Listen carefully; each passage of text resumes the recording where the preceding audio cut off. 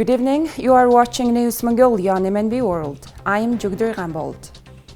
And for our top stories for today. In Mongolia, the life expectancy of women is longer than that of men. Next Electronics becomes the fifth company from Mongolia to join the EBRD's Blue Ribbon program. Welcome to Mongolia held in Doha, Qatar. For other news, stay tuned.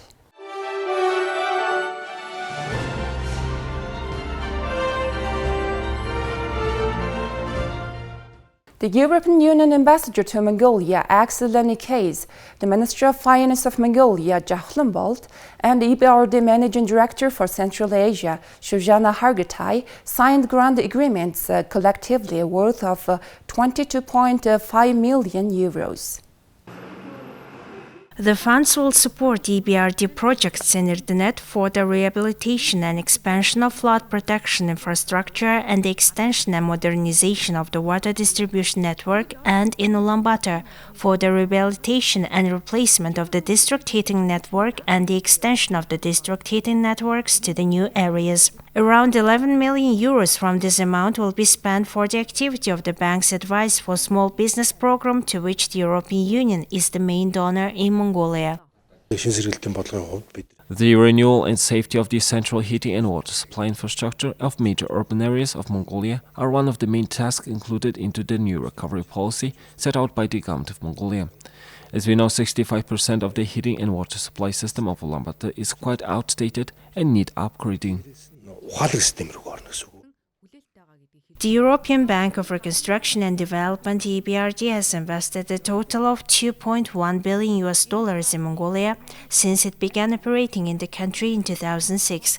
The EBRD's investments in Mongolia have focused on a range of sectors, including infrastructure, renewable energy, agriculture, and finance, among others. The EBRD aims to support Mongolia's transition to a more diversified, sustainable, and competitive economy through its investment and other activities.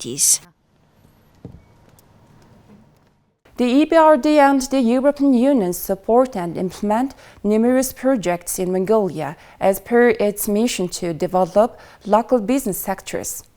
As a part of this wide-ranging mission for the next 5 years, the Blue Ribbon program will have 3 phases in its implementation. The aim of the Blue Ribbon program is to enhance and improve a member company's corporate governance, financial and structural management, thus providing support in achieving their strategic goals.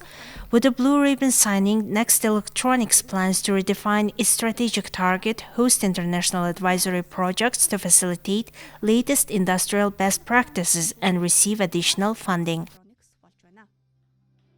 So the advantage to join this program is a relatively exclusive club where we are really outperforming small and medium enterprise, is to get access to international advisory, access to finance, and also support in the future activities, expansion and business model. So it's a really interactive scheme where actually the beneficiary can really get some business advice and international support. So we are very happy today that we were celebrating this moment with Next Electronics. So it's a 5 years program. It's various types of advisory services. So we have business advisory services in Mongolia. When we go to a company, they say, help me with marketing. It's a one-off. And it can be local consultant, international consultant. A Blue Ribbon client receives a dozen of advisory services over 5 years, and we also focus, in addition to that, on 2 other things. One is that they are bankable. Either we provide financing to them for their expansion, or the local banks, they consider them better clients, or we share the risk with the local bank. The third advantage is that this is a club. So we bring the club members together also to exchange experience. How did you introduce the electronic resource platform? How do you do marketing beyond your region? So it's also a club where the companies can network. Our company received advisory services and consultation from EBRD in 2018. Thanks to that partnership, we were able to successfully implement a digital transition in our company by introducing an enterprise resource planning system. The EBRD and the European Union support and implement numerous projects in Mongolia as per its mission to develop local business sectors. As a part of this wide-ranging mission, for the next 5 years, the Blue Ribbon program will have 3 phases in its implementation. According to the World Health Organization, life expectancy for women in Mongolia is 74 years, while life expectancy for men is 67 years.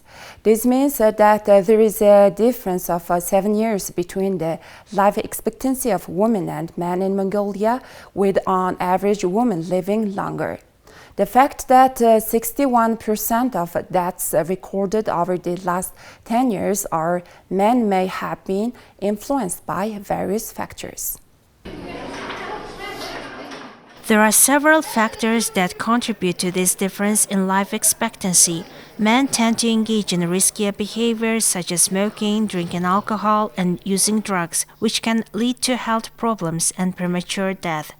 Men also tend to be more involved in physically demanding jobs and activities, which can increase the risk of accidents and injuries. Men are also less likely to seek help for mental health problems such as depression and anxiety, which can lead to more severe health problems and higher mortality rates. Survey results show that 69% of male correspondents don't undergo regular medical checks and seek medical help only in emergency situations. It can be triggered by cultural expectations around masculinity that discourage men from seeking help or being vulnerable. They are taught to be strong and tough. Such upbringing creates toxic masculinity and gender stereotypes. Gender stereotypes are beliefs and expectations about how men and women should behave based on societal norms and cultural traditions. These stereotypes can be limiting and harmful, as they can reinforce harmful gender roles and expectations that can negatively impact individuals and society as a whole. Even though we live in the same environment and society, parents themselves nurture the idea of gender stereotypes by saying that girls should be quiet and well-behaved, while boys should be tough and strong. I don't see men often go to hospitals and taking care of their health. Boys are not taught to take care of themselves and become vulnerable, so it's understandable why men have more health problems. There are a lot of stereotypes. If we are in a crowded place, usually teachers make boys stand and let girls take a seat. Lately, we gained access to a variety of information. Therefore, we conduct health classes for both male and female students of our school. It's important to challenge harmful gender stereotypes and promote gender equality in all aspects of life, including healthcare. This can involve promoting education and awareness around the impacts of gender stereotypes on health, ensuring access to affordable and inclusive healthcare services for all individuals, and challenging discriminatory attitudes and practices within healthcare systems. The Embassy of Mongolia in Qatar hosted a Welcome to Mongolia reception on March 6th to strengthen diplomatic and economic ties between the two nations. The event was attended by Mongolian government officials and business executives from both countries and aimed to showcase Mongolian culture and explore potential investment opportunities in various sectors. The reception was a successful event that highlighted the importance of fostering mutual understanding and cooperation between Mongolia and Qatar.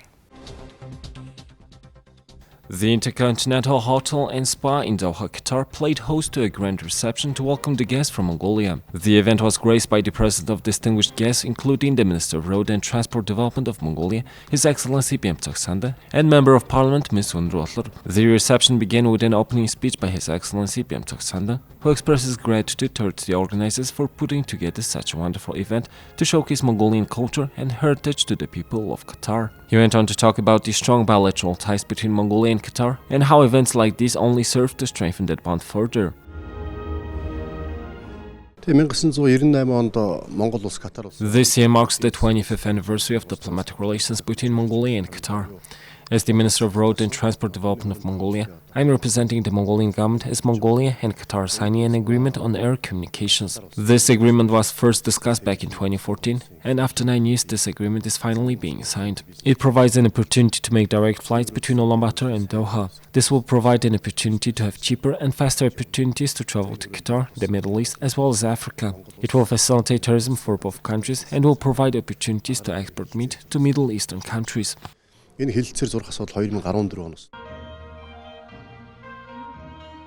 The highlight of the evening was a number of cultural performances by artists from the Mongolian Grand Theatre of National Arts. The audience was treated to traditional Mongolian dance performances showcasing the beauty and grace of the Mongolian culture. The performers dressed in vibrant traditional costumes captivated the audience with their skilled movements and vibrant energy. The fashion show held by designer Muhtitsik with cooperation of the Queen Model Agency was another major attraction of the evening. The models walked the ramp in stunning contemporary and traditional Mongolian outfits designed with intricate details and unique patterns that reflect the beauty of Mongolian culture. Opera singer Ahoy Ringholt brought the evening to a grand finale with his soulful and mesmerizing voice. The audience was enthralled as he performed popular Mongolian songs and classic pieces, leaving them spellbound with his amazing performance. The reception was attended by a host of dignitaries, businessmen and socialities who all came together to celebrate the rich and vibrant culture of Mongolia. Please take a look at the currency exchange rates provided by the Mongol Bank.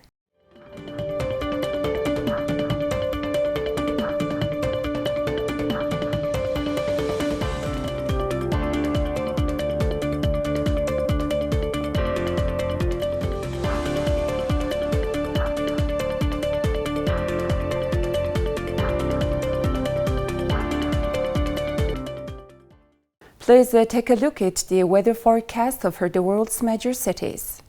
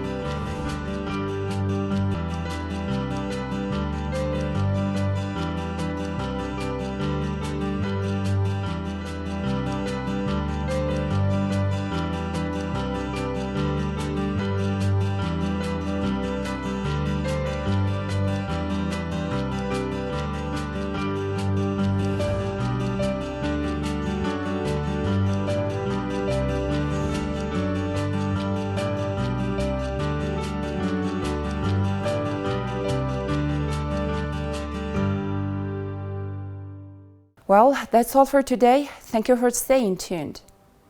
We'll see you next time with more news and updates. Have a good day.